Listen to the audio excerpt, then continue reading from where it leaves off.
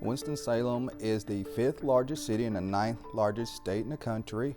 After COVID, after George Floyd, we lost a lot of staffing during that time. Luckily, we've reached a point where recruiting is on the upswing, and it in large part to a lot of good work being done at the agency between our media content team, between our officers actually selling the agency, and some low-hanging fruit we've done to make sure that every employee at the Winston-Salem Police Department feels appreciated. Some of the things Chief Penn has instituted for our agency that make us more accessible to new recruits, help us to stay modern. We've gone to a more tactical style uniform, which consists of an outer vest carrier, some kind of sport polo shirt, and tactical pants. Officers work 12-hour shifts, and being able to do so comfortably is a huge morale booster. It has helped us from a recruiting standpoint because people think our uniforms look cooler.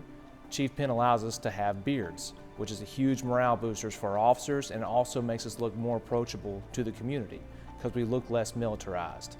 Our tattoo policy has also been relaxed. In times past, officers haven't been able to have tattoos below their sleeves. We can have tattoos and still function as police officers with no issues. The Real-Time Crime Center has changed the game when it comes to officers fighting crime in the field. They have so many more assets to give them leads on their investigations. If a shooting takes place, Real-Time Crime Center can go ahead and pull up cameras, different angles, and get cars that are leaving the area, get people that are leaving the area for descriptions of clothing, and it helps officers further their investigations.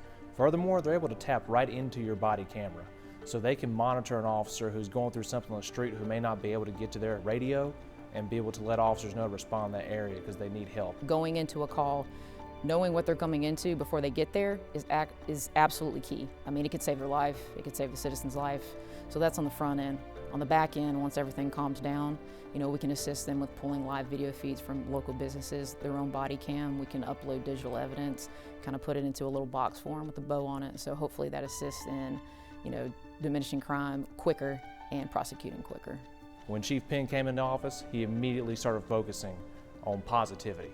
So with Chief Penn's positive wolf focus, that has been genius because that's what it's done with the agency. It has taken us and made us more positive, which in a difficult profession like policing is invaluable.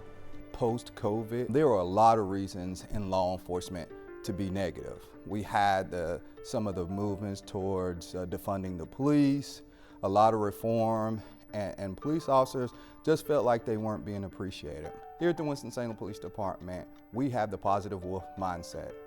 It's about the internal battle that exists in all of us. One is positive, one is negative. The one who wins is the one you feed. We're feeding the positive mindset.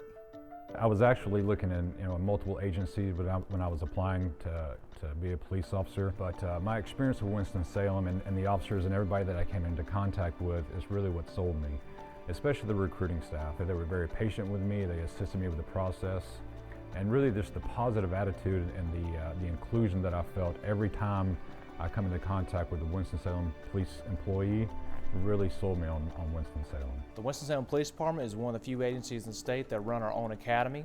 So we have 868 hours that is mandated by the state we do. It's broken up between 39 different blocks of instruction that ranges everything from firearms to civil process.